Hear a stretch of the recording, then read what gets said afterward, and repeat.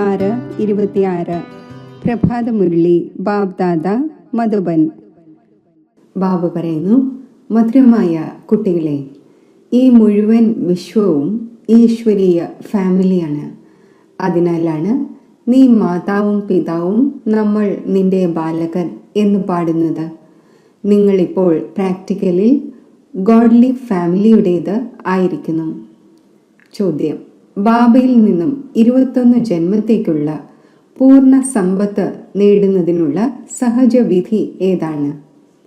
ഉത്തരം: സംഗമത്തിൽ ശിവബാബയെ തൻ്റെ അവകാശിയാക്കി മാറ്റൂ. ശരീരവും മനസ്സും ധനവും കൊണ്ട് ബലിയർപ്പണമാകൂ. അപ്പോൾ 21 ജന്മത്തേക്ക് പൂർണ്ണ സമ്പത്ത് പ്രാപ്തമാകും. ബാബു പറയുന്നു, ഏത് കുട്ടികളാണോ സംഗമത്തിൽ തൻ്റെ പഴയ സർവ്വതും ഇൻഷുർ ചെയ്യുന്നത്, അവർക്ക് ഞാൻ റിട്ടേണായി 21 ജന്മം വരെയും നൽകുന്നു. ഗീതം: നയനഹീനർക്ക് വഴി കാണിച്ചു തരൂ പ്രഭു. ഓം ശാന്തി. കുട്ടികൾ ഗീതം കേട്ടു. ഇത് ഭക്തർ ഭഗവാനെ വിളിക്കുന്നതാണ്. ഭഗവാനെ പൂർണ്ണമായും അറിയാത്തത് കാരണം മനുഷ്യർ എത്ര ദുഃഖിതരാണ്. ഭക്തിമാർഗത്തിൽ എത്ര പ്രയത്നിച്ചുകൊണ്ടിരിക്കുന്നു. കേവലം ഈ ജീവിതത്തിൻ്റെ കാര്യമല്ല. എപ്പോൾ മുതലാണോ ഭക്തി ആരംഭിച്ചത് അപ്പോൾ മുതൽ തിക്കും തിരക്കും കൊള്ളുന്നു. ഭാരതത്തിൽ തന്നെയാണ് ദേവീ ദേവന്മാരുടെ രാജ്യമുണ്ടായിരുന്നത്. അതിനെ സ്വർഗം, സത്യഖണ്ഡം എന്ന് പറഞ്ഞിരുന്നു. ഭാരതം സത്യഖണ്ഡമാണ്. ഭാരതത്തിൻ്റെ മഹിമ വളരെ ഉയർന്നതാണ്. കാരണം ഭാരതം പരംപിത പരമാത്മാവിൻ്റെ ബർത്ത് പ്ലേസ് ആണ്. ആ ഒന്നിൻ്റെ യഥാർത്ഥ നാമം ശിവൻ എന്നാണ്.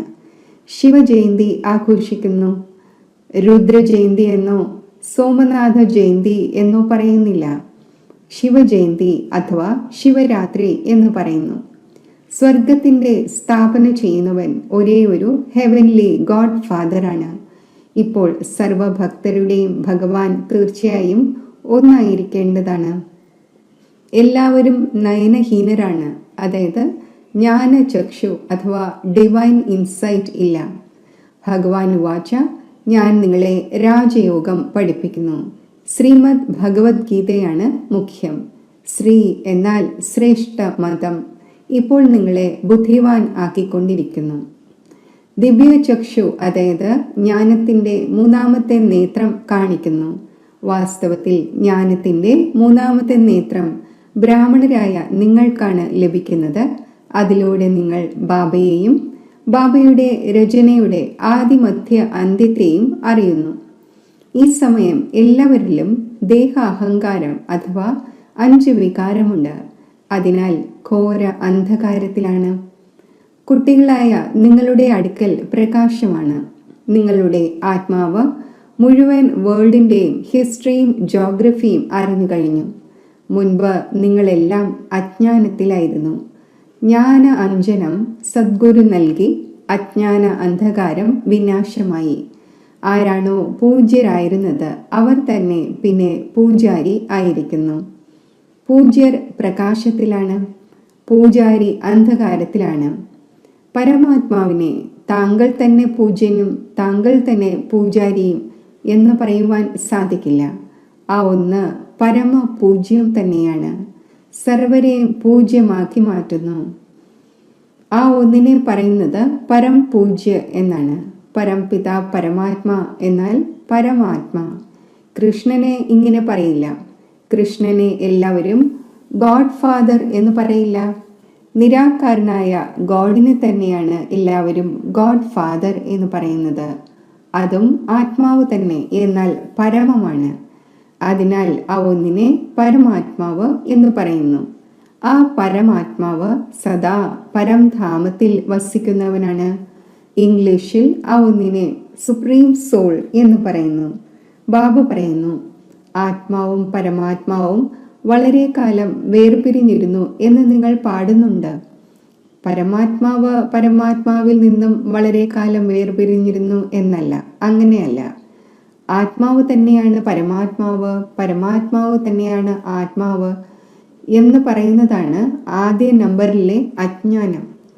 ആത്മാവാണെങ്കിൽ ജനന മരണത്തിൽ വരുന്നു, പരമാത്മാവ് പുനർജന്മത്തിൽ വരുന്നില്ല. ബാബ ഇരുന്ന് മനസ്സിലാക്കിച്ചു തരുന്നു, നിങ്ങൾ ഭാരതവാസികൾ സ്വർഗവാസിയും പൂജ്യരുമായിരുന്നു. ഹ്യൂമാനിറ്റിയുടെ പൂജ്യർ എല്ലാ ദേവി ദേവന്മാരും ആയിരുന്നു. ഇത് മുഴുവൻ ഈശ്വരന്റെ ഫാമിലിയാണ്. ഈശ്വരനാണ് രചയിതാവ്. നീ മാതാവും പിതാവും നമ്മൾ നിന്റെ ബാലകർ എന്ന് പാടപ്പെടുകയും ചെയ്യുന്നു. അപ്പോൾ ഫാമിലി ആയല്ലോ. ശരി, ഇത് പറയൂ, നിങ്ങൾ മാതാവും പിതാവും എന്ന് ആരെയാണ് പറയുന്നത്? ഇതാരാണ് പറയുന്നത്? ആത്മാവാണ് പറയുന്നത്. നീ മാതാവും പിതാവുമാണ്. നിന്റെ കൃപയിലൂടെ സ്വർഗത്തിൻ്റെ അളവറ്റ സുഖം നമുക്ക് സ്വർഗത്തിൽ ലഭിച്ചിട്ടുണ്ടായിരുന്നു. മാതാവും പിതാവുമായ നീ വന്ന് സ്വർഗം സ്ഥാപിക്കുന്നു. നമ്മൾ അങ്ങയുടെ കുട്ടികളാകുന്നു. ബാബ പറയുന്നു, ഞാൻ സംഗമത്തിൽ തന്നെയാണ് വന്ന് രാജയോഗം പഠിപ്പിക്കുന്നത്, പുതിയ ലോകത്തിനു വേണ്ടി. മനുഷ്യരുടെ ബുദ്ധി തികച്ചും ഭ്രഷ്ടമായിരിക്കുന്നു. സ്വർഗത്തെ നരകമായി മനസ്സിലാക്കുന്നു. അവിടെയും കംസനും ജരാസന്ധിയും ഹിരണ്യകശ്യപും ഉണ്ടായിരുന്നതായി പറയുന്നു. ബാബ വന്ന് മനസ്സിലാക്കിച്ചു തരുന്നു, നിങ്ങൾ മറന്നുപോയോ? എൻ്റെ ശിവജയന്തിയും നിങ്ങൾ ഭാരതത്തിൽ തന്നെയാണ് ആഘോഷിക്കുന്നത്. ശിവരാത്രി എന്ന് പാടപ്പെടുകയും ചെയ്യുന്നു. ആരുടെ രാത്രിയാണ്? ഈ ബ്രഹ്മാവിൻ്റേത് പരിധിയില്ലാത്ത രാത്രിയാണ്. ബാബ സംഗമത്തിൽ വന്ന് രാത്രിയിൽ നിന്നും പകൽ, അതായത് നരകത്തിൽ നിന്നും സ്വർഗമാക്കി മാറ്റുന്നു. ശിവരാത്രിയുടെ അർത്ഥവും ആർക്കും അറിയില്ല. ഭഗവാൻ നിരാകാരമാണ്. മനുഷ്യർക്കാണെങ്കിൽ ജന്മം തോറും ശരീരത്തിൻ്റെ നാമം മാറുന്നു. പരമാത്മാവ് പറയുന്നു, എനിക്ക് ശരീരത്തിൻ്റെ നാമമില്ല, എൻ്റെ നാമം ശിവൻ എന്ന് തന്നെയാണ്. ഞാൻ കേവലം വൃദ്ധ വാനപ്രസ്ഥ ശരീരത്തിൻ്റെ ആധാരമെടുക്കുന്നു. ഇദ്ദേഹം പൂജ്യനായിരുന്നു, ഇപ്പോൾ പൂജാരിയായിരിക്കുന്നു. ശിവ് ബാബ വന്ന് സ്വർഗം രചിക്കുന്നു. നമ്മൾ ആ ഒന്നിൻ്റെ കുട്ടികളാണ്. അപ്പോൾ തീർച്ചയായും നമ്മൾ സ്വർഗത്തിൻ്റെ അധികാരിയാകേണ്ടതാണല്ലോ. ശിവബാബയാണ് ഉയർന്നതിലും ഉയർന്നത്. ബ്രഹ്മ, വിഷ്ണു, ശങ്കരനും അവരുടേതായ പാർട്ടുണ്ട്. ഓരോ ആത്മാവിലും തൻ്റെ സുഖദുഃഖങ്ങളുടെ പാർട്ട് അടങ്ങിയിട്ടുണ്ട്. നിങ്ങൾക്കറിയാം, നമ്മൾ ശിവബാബയുടെ അവകാശിയായിരുന്നു. ശിവബാബ സ്വർഗവാസി ആക്കിയിരുന്നു. അതിനാൽ എല്ലാവരും ആ ഒന്നിനെ ഓർമ്മിക്കുന്നു. ഓ ഗോഡ്, ദയവ് കാണിക്കൂ. സന്യാസിമാരും സാധന ചെയ്യുന്നു, കാരണം ഇവിടെ ദുഃഖമാണ്. അപ്പോൾ നിർവാണധാമത്തിൽ പോകുവാൻ ആഗ്രഹിക്കുന്നു. ആത്മാവ് പരമാത്മാവിൽ ലീനമാകുമോ? ഞാൻ ആത്മാവ് തന്നെയാണ് പരമാത്മാവ്. ഇങ്ങനെ മനസ്സിലാക്കുന്നത് തെറ്റാണ്. ഇപ്പോൾ നിങ്ങൾ പറയുന്നു, ഞാൻ ആത്മാവ് പരംധാമത്തിൽ വസിക്കുന്നവനാണ്, പിന്നെ ദേവതാ കുലത്തിൽ വരും, പിന്നെ 84 ജന്മം എടുക്കും. ഞാൻ ആത്മാവ് വർണ്ണങ്ങളിൽ വരുന്നു. ശിവബാബ ജനന മരണത്തിൽ വരുന്നില്ല. കേവലം നാരായണന്റെ ഡിനാസ്റ്റി ഉണ്ടായിരുന്നു. എങ്ങനെയാണോ ക്രിസ്ത്യൻ വംശാവലിയിൽ Edward the first, second, third എന്ന് നടക്കുന്നത്, അതേപോലെ അവിടെയും Lakshmi Narayan the first, Lakshmi Narayan the second, third, ഇങ്ങനെ 8 ഡിനാസ്റ്റി നടക്കുന്നു. ഇപ്പോൾ ബ്രാഹ്മണരായ നിങ്ങളുടെ 3ാമത്തെ നേത്രം തുറന്നിരിക്കുന്നു. ബാബ ഇരുന്ന് ആത്മാക്കളോട് സംസാരിക്കുന്നു. നിങ്ങൾ ഇങ്ങനെ 84ന്റെ ചക്രം കറങ്ങി ഇത്ര ജന്മം എടുത്തു വന്നു. വർണ്ണങ്ങളുടെയും ഒരു ചിത്രം ഉണ്ടാക്കുന്നു. അതിൽ ദേവത, ക്ഷത്രിയൻ, വൈശ്യൻ, ശൂദ്രൻ, ബ്രാഹ്മണൻ ഇവയുണ്ടാക്കുന്നു. ഇപ്പോൾ നിങ്ങൾക്കറിയാം, നമ്മൾ തന്നെയാണ് കൊടുമയായ ബ്രാഹ്മണൻ. ഈ സമയം നമ്മളാണ് പ്രാക്ടിക്കലിൽ ഈശ്വരീയ സന്താനം. ഈ സഹജ രാജയോഗത്തിലൂടെയും ജ്ഞാനത്തിലൂടെയും നമുക്ക് അളവറ്റ സുഖം ലഭിക്കുന്നു. ചിലരാണെങ്കിൽ സൂര്യവംശി രാജധാനിയുടെ സമ്പത്ത് നേടുന്നു, ചിലർ ചന്ദ്രവംശിയുടേത്. മുഴുവൻ കിങ്ഡവും സ്ഥാപിതമായിക്കൊണ്ടിരിക്കുന്നു. ഓരോരുത്തരും അവരുടെ പുരുഷാർത്ഥമനുസരിച്ച് ആ പദവി നേടും. ഇപ്പോൾ പഠിച്ച് നമ്മുടെ ശരീരം ഉപേക്ഷിക്കുകയാണെങ്കിൽ എന്ത് പദവി ലഭിക്കും എന്ന് ആരെങ്കിലും ചോദിക്കുകയാണെങ്കിൽ ബാബയ്ക്ക് പറഞ്ഞു തരാൻ സാധിക്കും. യോഗത്തിലൂടെ തന്നെയാണ് ആയുസ് വർദ്ധിക്കുന്നത്, വികർമ്മം വിനാശമാകുന്നത്. പതീതത്തിൽ നിന്നും പാവനമാകാനുള്ള മറ്റൊരു ഉപായവുമില്ല. പതീത പാവനൻ എന്ന് പറയുമ്പോൾ തന്നെ ഭഗവാൻ ഓർമ്മ വരുന്നു. എന്നാൽ ഭഗവാൻ ആരാണ് ഇതറിയുന്നില്ല. ബാബ പറയുന്നു, ഞാൻ വരുന്നത് തന്നെ ഭാരതത്തിലാണ്. ഇത് എൻ്റെ ബർത്ത് പ്ലേസ് ആണ്. സോമനാഥന്റെ ക്ഷേത്രം എത്ര പ്രൗഢിയുള്ളതാണ്. ഇത് ബാബ ഇരുന്ന് കുട്ടികൾക്ക് മനസ്സിലാക്കിച്ചു തരുന്നു. ഭക്തിമാർഗത്തിൽ പിന്നെ സ്മാരകം ഉണ്ടാകാൻ ആരംഭിക്കുന്നു. എപ്പോൾ പൂജാരിയാകുന്നു അപ്പോൾ ആദ്യം സോമനാഥന്റെ ക്ഷേത്രമുണ്ടാക്കുന്നു. ഭാരതം സത്യയുഗത്തിലും ത്രേതായിലും വളരെ സമ്പന്നമായിരുന്നു. ക്ഷേത്രങ്ങളിലും വളരെയധികം ധനമുണ്ടായിരുന്നു. ഭാരതം വജ്രതുല്യമായിരുന്നു. ഇപ്പോഴാണെങ്കിൽ ഭാരതം ദരിദ്രവും കൗടിതുല്യവുമാണ്. പിന്നെ ബാബ വന്ന് ഭാരതത്തെ വജ്രതുല്യമാക്കുന്നു. ക്രിയേറ്റർ ആരാണ് എന്ന് ആരോടെങ്കിലും ചോദിക്കുകയാണെങ്കിൽ പരമാത്മാവ് എന്ന് പറയും. ആ ഒന്ന് എവിടെയാണ്? അപ്പോൾ സർവവ്യാപി എന്ന് പറയുന്നു. ബാബ പറയുന്നു, ഈ മുഴുവൻ വൃക്ഷവും ജീർണിച്ച അവസ്ഥ പ്രാപിച്ചിരിക്കുന്നു. നമ്മൾ ബാബയുടെയും മമ്മയുടെയും സിംഹാസനത്തിൽ ഇരിക്കുവാൻ സാധിക്കും വിധം യോഗ്യമായോ എന്ന് സ്വയം നോക്കുന്നു. ഇത് പതീത ലോകമാണ്. പവിത്രതയാണ് മുഖ്യം. ഇപ്പോഴാണെങ്കിൽ no health, no wealth, no happiness ആണ്. ഇത് കാനൽ ജലം പോലെയുള്ള, അതായത് മൃഗതൃഷ്ണയ്ക്ക് സമാനമായ രാജ്യമാണ്.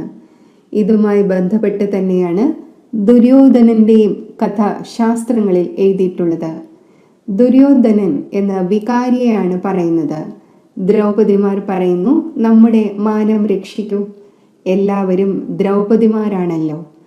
ഈ പെൺകുട്ടികൾ സ്വർഗത്തിന്റെ കവാടമാണ്. ബാബ എത്ര നല്ല രീതിയിൽ മനസ്സിലാക്കിച്ചു തരുന്നു. ആരുടെ ബുദ്ധിയോഗമാണോ പൂർണ്ണ രീതിയിൽ ചേർന്നിട്ടുണ്ടാകുന്നത്, അപ്പോൾ ധാരണയും ഉണ്ടാകും. നോളജ് ബ്രഹ്മചര്യത്തിൽ തന്നെയാണ് പഠിക്കപ്പെടുന്നത്. ബാബ പറയുന്നു, ഗൃഹസ്ഥ വ്യവഹാരത്തിലിരിക്കെ കമലപുഷ്പ സമാനമായിരിക്കണം. രണ്ടു വശവും നിറവേറ്റണം. തീർച്ചയായും മരിക്കുകയും വേണം. മരിക്കുന്ന സമയം മനുഷ്യർക്ക് മന്ത്രം നൽകുന്നു. ബാബ പറയുന്നു, നിങ്ങളെല്ലാവരും മരിക്കാൻ പോകുന്നവരാണ്. കാലന്റെയും കാലനായ ഞാൻ എല്ലാവരെയും തിരികെ കൊണ്ടുപോകുന്നവനാണ്. അപ്പോൾ സന്തോഷമുണ്ടാകേണ്ടതല്ലേ? പിന്നെ ആര് നല്ല രീതിയിൽ പഠിക്കുമോ അവർ സ്വർഗത്തിന്റെ അധികാരിയാകും. പഠിക്കുകയില്ലെങ്കിൽ പ്രജാപദവി നേടും. ഇവിടെ നിങ്ങൾ രാജ്യപദം നേടാൻ വന്നിരിക്കുന്നു. ഇത് പഠനമാണ്. ഇതിൽ അന്ധവിശ്വാസത്തിന്റെ കാര്യമേ ഇല്ല. ഈ പഠനം രാജപദവിക്ക് വേണ്ടിയുള്ളതാണ്. പഠനത്തിന് ഒരു എയിം ഓബ്ജക്റ്റ് ഉണ്ട്.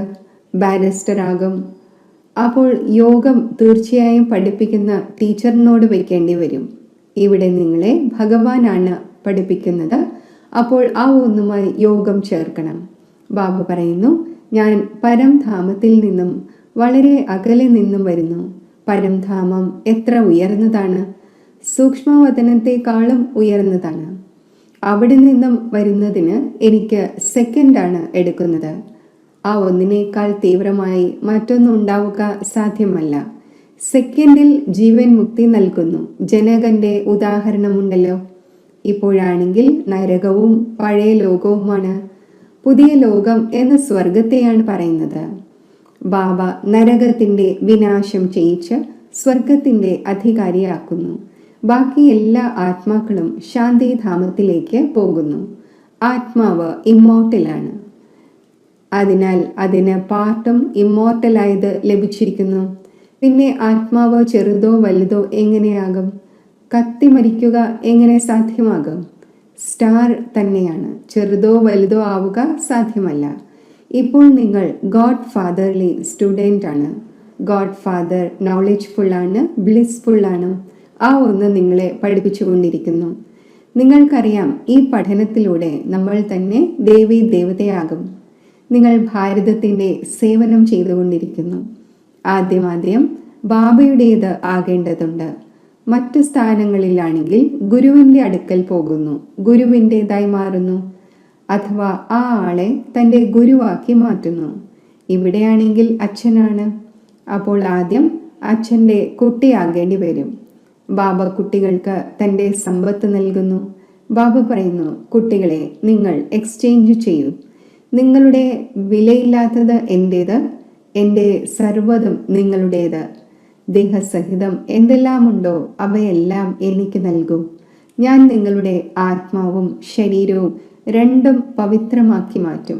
പിന്നെ രാജപദവിയും നൽകും. നിങ്ങളുടെ അടുക്കൽ എന്തെല്ലാമുണ്ടോ നിങ്ങൾ ബലി അർപ്പിക്കൂ. അപ്പോൾ ജീവൻ മുക്തി ലഭിക്കും. ബാബ, ഇതെല്ലാം അങ്ങയുടേതാണ്.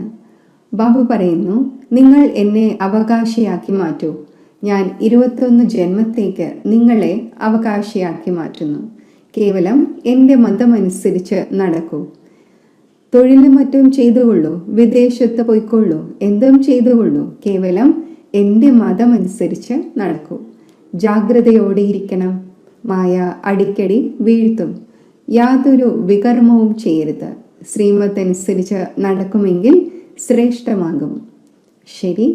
മധുരമധുരമായ സിഖിലതേ കുട്ടികൾക്ക് മാതാവും പിതാവുമായ ബാബ്ദാദയുടെ സ്നേഹസ്മരണകൾ. Good morning. ആത്മീയ അച്ഛൻ്റെ ആത്മീയ കുട്ടികൾക്ക് നമസ്തേ. ധാരണയ്ക്കുള്ള മുഖ്യസാരം: ആത്മാവും ശരീരവും രണ്ടിനെയും പാവനമാക്കുന്നതിനായി ദേഹസഹിതം എന്തെല്ലാമുണ്ടോ അത് ബാബയെ ഏൽപ്പിച്ച് ബാബയുടെ ശ്രീമത് അനുസരിച്ച് നടക്കണം. മാതാപിതാക്കളുടെ സിംഹാസനസ്ഥർ ആകുന്നതിനായി സ്വയം തന്നെ യോഗ്യമാക്കി മാറ്റണം. യോഗ്യമാകുന്നതിനായി മുഖ്യമായി പവിത്രതയുടെ ധാരണ ചെയ്യണം. ഏത് കുട്ടികൾ സംഗമയുഗത്തിൽ അതീന്ദ്രിയ സുഖത്തിന്റെ അനുഭവം ചെയ്തുകൊണ്ടിരിക്കുന്നു, അവർക്ക് സദാ ശാന്തിയുടെയും സന്തോഷത്തിന്റെയും ഡബിൾ പ്രാപ്തിയുടെ ലഹരി ഉണ്ടായിരിക്കും. കാരണം അതീന്ദ്രിയ സുഖത്തിൽ ഈ 2 പ്രാപ്തികളും അടങ്ങിയിരിക്കുന്നു. ഇപ്പോൾ കുട്ടികളായ നിങ്ങൾക്ക് ബാബയുടെയും സമ്പത്തിൻ്റെയും ഏതൊരു പ്രാപ്തിയാണോ ഉള്ളത്, ഇത് മുഴുവൻ കൽപ്പത്തിലും ഉണ്ടാവുക സാധ്യമല്ല. ഈ സമയത്തെ പ്രാപ്തിയായ അതീന്ദ്രിയ സുഖവും നോളജും പിന്നീട് ഒരിക്കലും ലഭിക്കുക സാധ്യമല്ല. അപ്പോൾ ഈ ഡബിൾ പ്രാപ്തിയുടെ അധികാരിയാകൂ. സ്ലോഗൻ: പരസ്പരമുള്ള സംസ്കാരങ്ങളെ അറിഞ്ഞുകൊണ്ട് അവരുമായി യോജിച്ച് മുന്നോട്ടു പോവുക. ഇതുതന്നെയാണ് ഉന്നതിയുടെ ഉപാധി.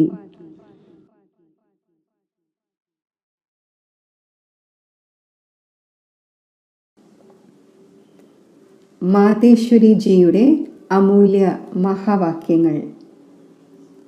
സത്യമായ പാതശാ ആയ പരമാത്മാവിനോട് സത്യത ഉള്ളവരായിരിക്കൂ. ഈ സമയം പിതാവായ പരമാത്മാവിലൂടെ സ്വയം തനിക്ക് ഈ ആജ്ഞ ലഭിച്ചിരിക്കുന്നു: നിരന്തരം എൻ്റെ ഓർമ്മയിലിരിക്കൂ. യോഗത്തിൻ്റെ അർത്ഥമാണ് ഈശ്വരീയ ഓർമ്മയിലിരിക്കുക. യോഗം എന്നതിൻ്റെ അർത്ഥം ധ്യാനമല്ല. നമ്മുടെ ഈ സഹജയോഗത്തെ, അതായത് നടക്കുമ്പോഴും ചുറ്റി സഞ്ചരിക്കുമ്പോഴും ജോലി കാര്യങ്ങൾ ചെയ്യുമ്പോഴും ആ ഒന്നിൻ്റെ ഓർമ്മയിലിരിക്കുന്നതിനെ മുറിയാത്ത അഖണ്ഡ യോഗം എന്ന് പറയുന്നു. എന്നാൽ ഇതിൽ നിരന്തരം ഇരിക്കുന്നതിൻ്റെ പ്രാക്ടീസ് ആവശ്യമുണ്ട്. അഥവാ ആ ഒന്നിൻ്റെ ആജ്ഞയുടെ ആജ്ഞാകാരി ആയിരിക്കുന്നില്ല എങ്കിൽ, അല്പം അവജ്ഞ കാണിക്കുകയാണ് എങ്കിൽ ശിക്ഷ തീർച്ചയായും അനുഭവിക്കേണ്ടി വരും. ആ ഒന്നിൻ്റെ ആജ്ഞയാണ്: എങ്ങനെയുള്ള കർമ്മം ഞാൻ ചെയ്യുന്നുവോ എന്നെ കണ്ട് നിങ്ങളും ഫുഡ് സ്റ്റെപ്സ് വയ്ക്കൂ, ഇല്ലെങ്കിൽ മായയുടെ മുറിവേൽക്കും. സത്യമായ പാദശായോട്, അതായത് ചക്രവർത്തിയോട് സത്യതയോടെ ഇരിക്കൂ. മായയുടെ ഏതെല്ലാം വിഘ്നങ്ങൾ ശല്യം ചെയ്യുന്നുവോ അതും ആ ഒന്നിൻ്റെ മുന്നിൽ വെക്കേണ്ടതാണ്. അപ്പോൾ ആ ഒന്നിൻ്റെ സഹായത്തിലൂടെ മായ മാറിപ്പോകും, മാർഗം ക്ലിയർ ആകും. പിന്നെ എവിടെ ഇരുത്തിയാലും, എങ്ങനെ നടത്തിച്ചാലും, എന്ത് കഴിപ്പിച്ചാലും മാർഗം ക്ലിയർ ആകും. ഇങ്ങനെ കൂട്ട് നൽകുന്നതിൻ്റെ വളരെയധികം ധൈര്യം ആവശ്യമാണ്. ഇങ്ങനെയുള്ള മഹാൻ സൗഭാഗ്യശാലികൾ തികച്ചും കുറച്ചുപേരായിരിക്കും വരിക. അവർ വിജയമാലയിൽ പോകും. ബാക്കി ഭാഗ്യശാലികളാണ്. അവർ കുറച്ചൊക്കെ എടുത്ത് പോയി പ്രജയാകും. അപ്പോൾ അല്പം ലഭിക്കുന്നതിൽ സന്തോഷിക്കരുത്. തൻ്റെ ഇച്ഛ സമ്പൂർണമായിരിക്കണം. ധൈര്യം വയ്ക്കൂ, മുന്നോട്ട് പോകണം. മായ വിഘ്നമിടും, എന്നാൽ അതിൻ്റെ മേൽ വിജയം നേടണം. അഥവാ ഇതിൽ തെറ്റ് ചെയ്തു എങ്കിൽ നിശ്ചയത്തിൻ്റെ കുറവുണ്ട്. കുറച്ച് തൻ്റെ ധാരണയിൽ കുറവുണ്ട്. ഇതാണെങ്കിൽ തൻ്റെ ദോഷമാണ്. ഇതിൽ ലോകമര്യാദയും കുലമര്യാദയും മുറിക്കേണ്ടി വരും. എപ്പോഴാണോ ഇത് മുറിക്കുന്നത്, അപ്പോൾ തന്നെയാണ് സത്യമായ പാരലൗകിക ദൈവിക മര്യാദ നേടുന്നത്. ഈ വികാരി ലോകം പോകാൻ പോകുന്നു. നോക്കൂ, മീരയും ലോകമര്യാദ കളഞ്ഞു, അപ്പോൾ ഗിരിധരനെ നേടി. അഥവാ ആ ലോകമര്യാദ വയ്ക്കുകയാണെങ്കിൽ ഈ ദൈവിക ലോകത്തിൻ്റെ ശോഭയാകുവാൻ സാധിക്കില്ല. ഇപ്പോൾ മംഗളാർത്ഥം ഈശ്വരീയ നിർദ്ദേശം നൽകപ്പെടുന്നു. ഇപ്പോൾ തൻ്റെ ബുദ്ധിയുടെ ഈ നിർണയം നടത്തണം. എന്താണ് ചെയ്യേണ്ടത്, എന്താണ് ഉചിതം? അവ്യക്ത സൂചന: സദാ ഹർഷിതമായിരിക്കുന്നതിനായി തൻ്റെ നേച്ചർ സരളമാക്കൂ, സഹനശീലരാകൂ. ആരാണോ സരളചിത്തം, അവർ തന്നെയാണ് സദാ ഹർഷിതമായി ഇരിക്കുന്നത്. ഹർഷിത ചിത്തം ഉണ്ടെങ്കിൽ എല്ലാവരെയും ആകർഷിക്കുന്നു. ഹർഷിതം എന്നതിൻ്റെ അർത്ഥം തന്നെ അതീന്ദ്രിയ സുഖത്തിൽ ആടുക എന്നതാണ്. ജ്ഞാനം സ്മരിച്ചുകൊണ്ട് അവ്യക്ത സ്ഥിതി അനുഭവിച്ചുകൊണ്ട് അതീന്ദ്രിയ സുഖത്തിൽ ആടുക, ഇതിനെയാണ് ഹർഷിതം എന്ന് പറയുന്നത്. ഇതിനുവേണ്ടി സാക്ഷി സ്ഥിതിയുടെ സീറ്റിൽ സെറ്റായിരുന്ന് മായയുടെയും പ്രകൃതിയുടെയും പപ്പറ്റ് ഷോയെ മനോരഞ്ജനത്തിൻ്റെ രൂപത്തിൽ കാണൂ. ഓം ശാന്തി.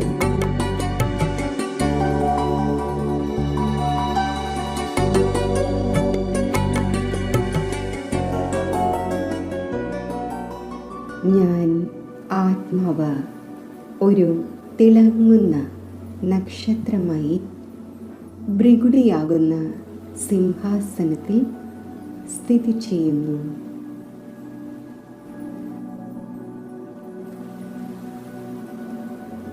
ഞാൻ ശാന്തമാണ്. പീസ് ഹൗസാണ്.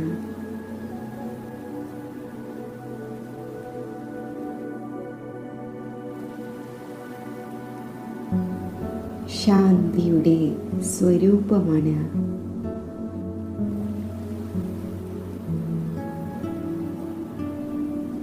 എന്നിൽ നിന്നും നാനാഭാഗത്തേക്കും ശാന്തിയുടെ വൈബ്രേഷൻസ് വ്യാപിക്കുകയാണ്.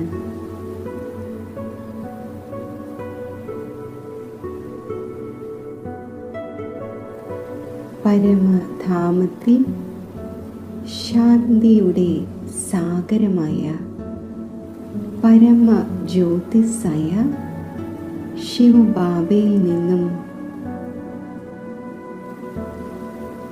ശാന്തിയുടെ അനന്ത കിരണങ്ങൾ നാനാഭാഗത്തും വ്യാപിച്ചുകൊണ്ടിരിക്കുന്നു.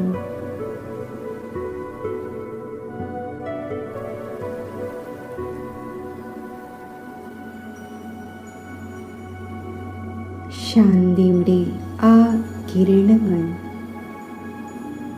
ഇപ്പോൾ താഴേക്ക് വരികയാണ്. എന്നിൽ ഉൾക്കൊള്ളപ്പെടുകയാണ്.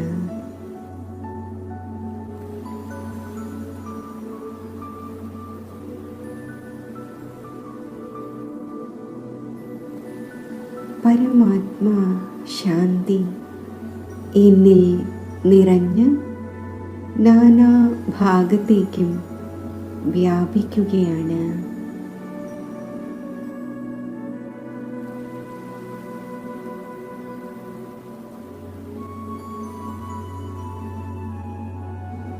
മുഴുവൻ വിശ്വത്തിലും ശാന്തിയുടെ ഈ തരംഗങ്ങൾ എത്തിച്ചേരുകയാണ്.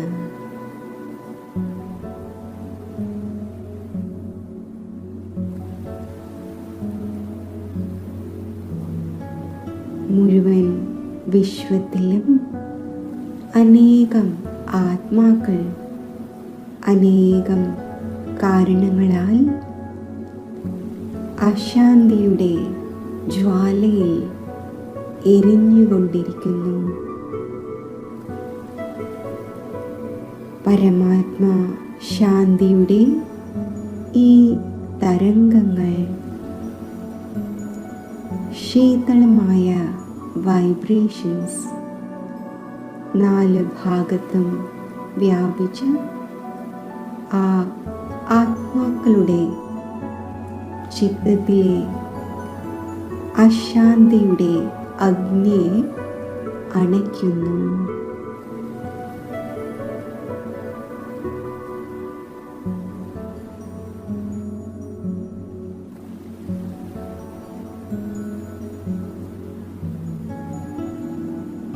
ആ സർവ ആത്മാക്കളുടെയും മനസ്സ് ശാന്തമായി കൊണ്ടിരിക്കുന്നു.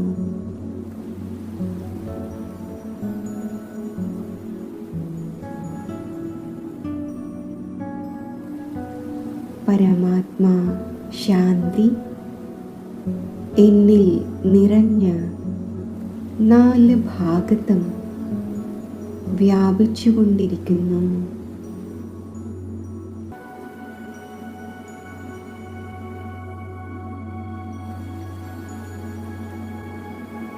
മുഴുവൻ വിശ്വത്തിലും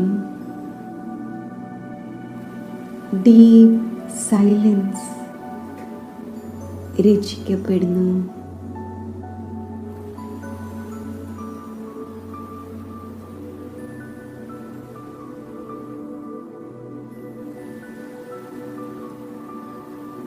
ഞാൻ ശാന്തിയുടെ ഫരിഷ്തയാണ്.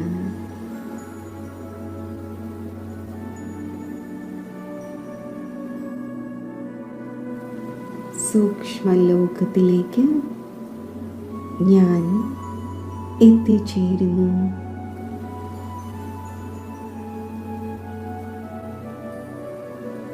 ഞാൻ ബാപ് ദാദയുടെ കൂടെയാണ്.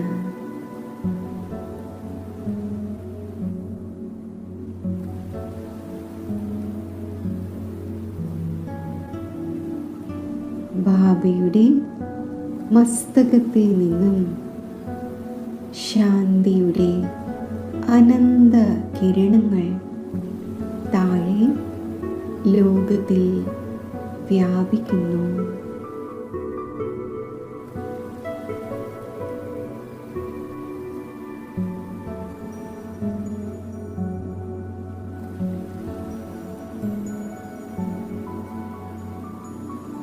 ശാന്തിയുടെ സാഗരത്തിൻ്റെ ശാന്തിയുടെ സമ്പൂർണ്ണ പ്രവാഹം വിശ്വത്തിലെ മുഴുവൻ ആത്മാക്കളിലും എത്തിച്ചേരുന്നു.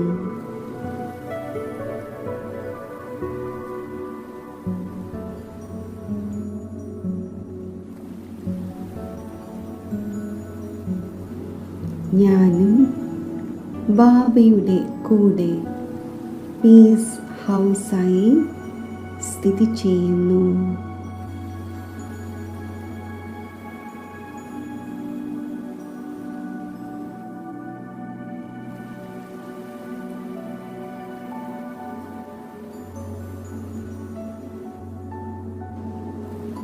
ഞാൻ ശാന്തിയുടെ ഫരിഷ്തയാണ്.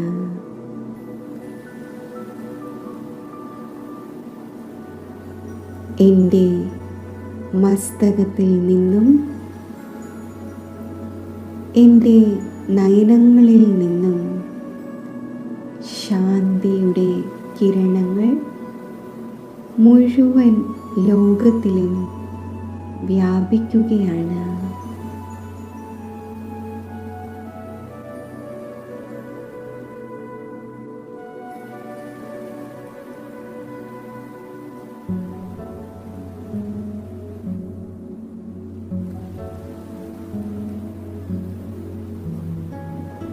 സൂക്ഷ്മ ലോകത്തിൽ നിന്നും ബാബ് ദാദയോടൊപ്പം ഞാനും ശാന്തിയുടെ വൈബ്രേഷൻസ് മുഴുവൻ വിശ്വത്തിലേക്കും വ്യാപിപ്പിക്കുന്നു.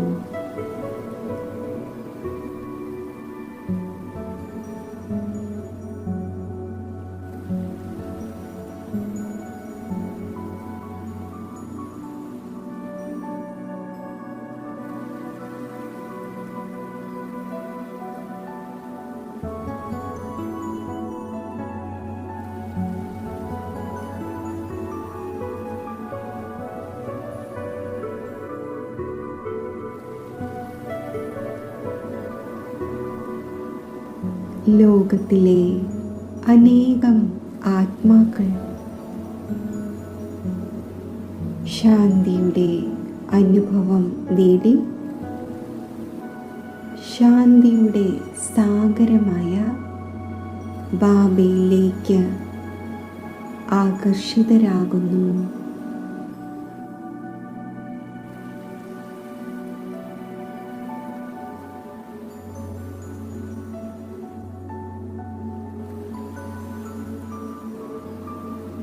ഇപ്പോൾ ഞാൻ തിളങ്ങുന്ന മണിയായ ആത്മാവ് സൂക്ഷ്മ ദേഹത്തിൽ നിന്നും വേർപെട്ട് ശാന്തിധാമം ആകുന്ന എൻ്റെ ആത്മഗ്രഹത്തിലേക്ക് സഞ്ചരിക്കുന്നു.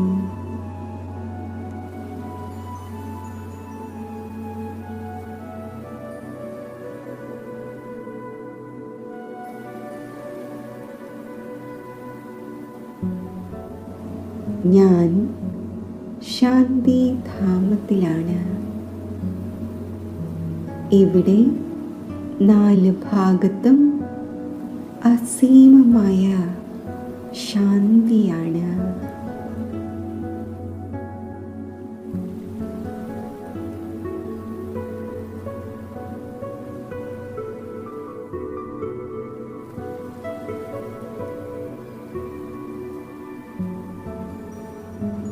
എൻ്റെ ചിത്തം സമ്പൂർണ്ണ ശാന്തിയിൽ സ്ഥിതി ചെയ്യുന്നു.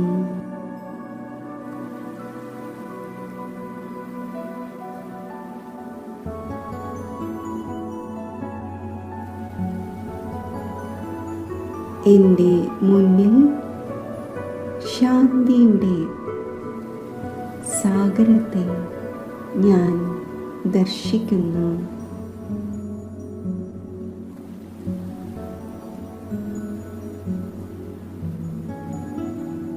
ശാന്തി സാഗരത്തിൽ നിന്നും ശാന്തിയുടെ അനന്ത കിരണങ്ങൾ താഴെ മുഴുവൻ ലോകത്തിലേക്കും വ്യാപിക്കുകയാണ്.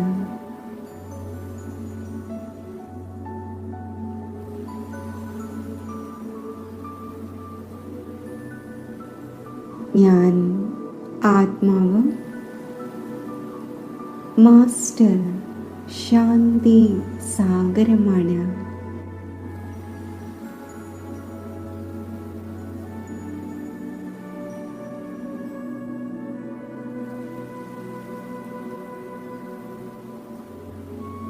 ശാന്തി സാഗരമായ ബാബയോടൊപ്പം മുഴുവൻ വിശ്വത്തിലേക്കും ശാന്തിയുടെ വൈബ്രേഷൻസ് വ്യാപിപ്പിക്കുകയാണ്.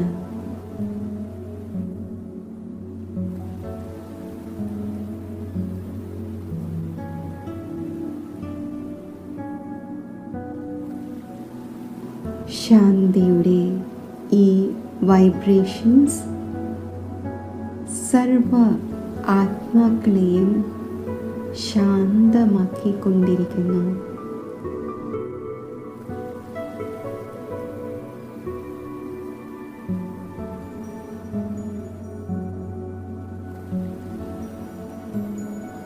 ലോകത്തിൽ നിന്നും അശാന്തി മാഞ്ഞു പോവുകയാണ്.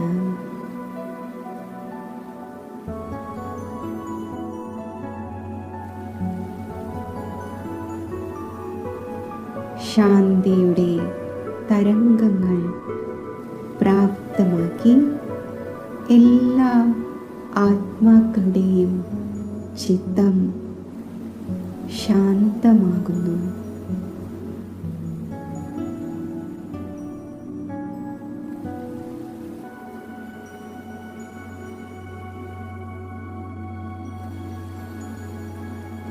അന്തരീക്ഷം മുഴുവൻ ശാന്തിയുടെ തരംഗങ്ങൾ നിറഞ്ഞ്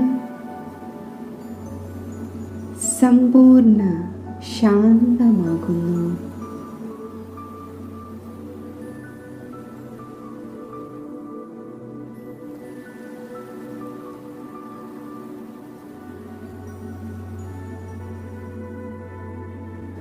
ഞാനും ശാന്തി സാഗരവുമായി കമ്പൈൻഡ് ആയിരിക്കുന്നു. എന്നിലും സമ്പൂർണ്ണ ഈശ്വരീയ ശാന്തിയുടെ നിറവ് ഞാൻ അനുഭവിക്കുന്നു.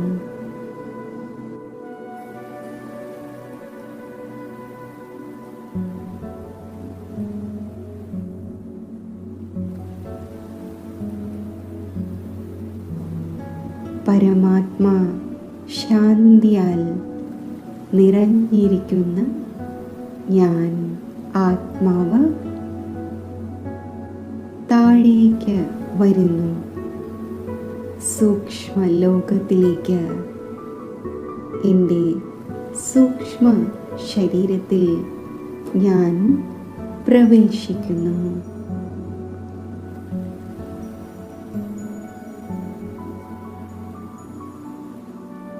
ഞാൻ ശാന്തിയുടെ ഫരിഷ്തയാണ്. എന്നിൽ നിന്നും നാനാഭാഗത്തേക്കും ശാന്തിയുടെ പ്രകാശം വ്യാപിച്ചുകൊണ്ടിരിക്കുന്നു.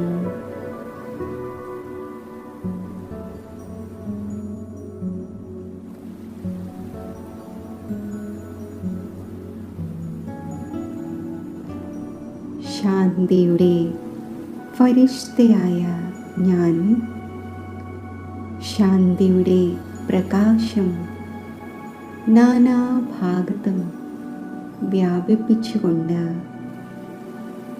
താഴേക്ക് വരുന്നു.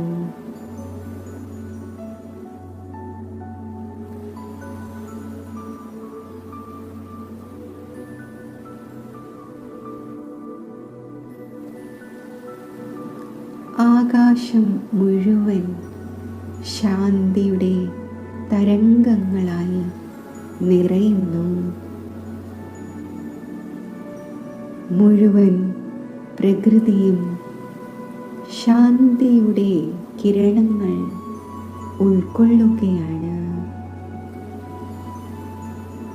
ഫരിഷ്തയായ ഞാൻ എൻ്റെ സ്ഥൂല ദേഹത്തിലേക്ക് പ്രവേശിക്കുന്നു. ഞാൻ ശാന്തിയുടെ ഫരിഷ്തയായി ദേഹത്തിൽ സ്ഥിതി ചെയ്യുമ്പോൾ ദേഹം മുഴുവൻ ശാന്തിയുടെ പ്രകാശ കിരണങ്ങൾ വ്യാപിച്ച് സർവ കർമ്മേന്ദ്രിയങ്ങളും സമ്പൂർണ്ണ ശീതളവും ശാന്തവും ആകുന്നു. ശരീരത്തിലെ ഓരോ കോശങ്ങളിലും ഈശ്വരീയ ശാന്തി നിറയുന്നു. എൻ്റെ ശരീരവും മനസ്സും ശാന്തിയുടെ ശക്തിയാൽ സമ്പന്നം ആയിരിക്കുന്നു.